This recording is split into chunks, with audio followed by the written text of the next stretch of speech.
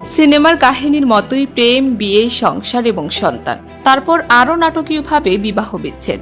তাহসান আর মিথিলার সম্পর্ক দুই বাংলাতেই সমালোচিত।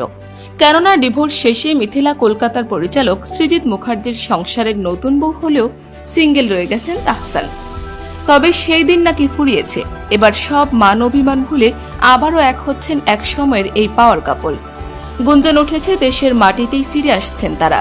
প্রশ্ন উঠেছে, তবে কি সৃজিতের সংসার ছেড়ে পুরনো ভালোবাসাকে গ্রহণ করছেন মিথিলা? বাংলাদেশের তরুণ প্রজন্মের জনপ্রিয় জুটি তাহসান খান ও রাফিয়াত রশিদ মিথিলা দীর্ঘদিনের প্রেমের পর 2007 সালের 3 আগস্ট বিবাহ বন্ধনে আবদ্ধ হয়েছিলেন তারা। তবে তাদের সন্তান আয়রা তেহরিন খানের জন্মের 4 বছর পরেই আসে দুঃসংবাদ। এক ছাদের নিচে 11 বছর সংসারের পর ভক্তদের হতাশ করেন তারা। 2017 সালের মে মাসে সাংসারিক জীবনের ইতি টেনে আনুষ্ঠানিকভাবে বিবাহ বিচ্ছেদের ঘোষণা দেন। এর মাঝে কেটে গেছে 6 বছরের বেশি সময়। মিথিলা খুঁজে নিয়েছিলেন নতুন প্রেম। কলকাতার জনপ্রিয় পরিচালক সৃজিত মুখার্জির স্ত্রী হিসেবে নতুন করে সংসার শুরু করেন তিনি। এদিকে তাহসান বিচ্ছেদের পর আর বিয়ে করেননি।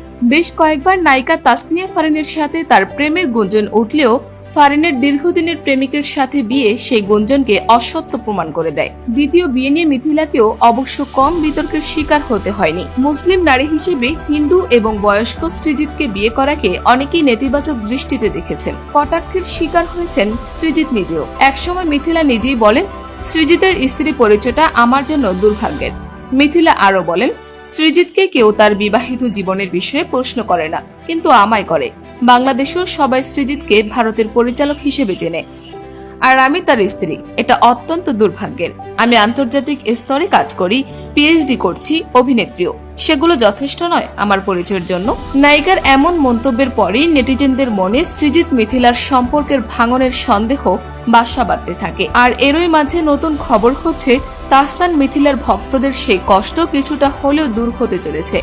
আবারও এক হচ্ছেন দুই তারকা, আর এই মিলন ঘটবে বাংলাদেশে। তবে ভক্তদের হতাশা পুরোপুরিভাবে শেষ হচ্ছে না, কেননা তাদের তাহসান মিথিলার এক হওয়া দাম্পত্য জীবনের নয়, এটি ওয়েব সিরিজে। 7 পর্বের এই সিরিজের নাম বাজি, যেখানে তাহসানকে দেখা যাবে একজন ক্রিকেটার ভূমিকায়, আর তার প্রাক্তন মিথিলা অভিনয় করবেন সাংবাদিক চরিত্রে। সংবাদ মাধ্যমের প্রতিবেদন অনুযায়ী বিচ্ছেদের পরেও পারস্পরিক শ্রদ্ধাবোধের জন্য প্রশংসিত এই জুটি। তবে এরপর দুজনকে আর কখনই একসঙ্গে দেখা যায়নি। এবার ওয়েব সিরিজ বাজির সৌজন্যে সেই অপেক্ষা শেষ হচ্ছে। আরিফুর রহমানের পরিচালনায় নির্মিত ওয়েব সিরিজটির একটা ধাপের শুটিং শেষ হয়েছে। একটি 4 স্টার হোটেলে 2 মাস ওই ওয়েব সিরিজের শুটিং হয়েছে। দেশীয় একটি ওটিটি প্ল্যাটফর্মের জন্য ওয়েব সিরিজটি নির্মাণ করা হচ্ছে। সবকিছু ঠিক থাকলে চলতি বছর সিরিজটি মুক্তি পাবে। তবে এখনো এ নিয়ে নির্মাতা, অভিনয়শিল্পী কেউই মুখ খোলেননি।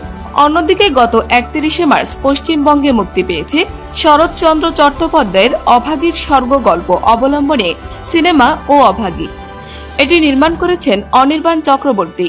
কলকাতার এই সিনেমায় প্রধান চরিত্রে অভিনয় করেছেন রাফিয়াত রশিদ মিথিলা। সিনেমাটিতে অভিনয় করে প্রশংসা পেয়েছেন মিথিলা। প্রসঙ্গত, তাহসানের সঙ্গে ডিভোর্সের পর গত 3 বছর ধরে ওপার বাংলায় নির্মাতা সৃজিত মুখার্জির ঘরণী মিথিলা। একমাত্র মেয়ে আয়রা তার সঙ্গেই থাকে।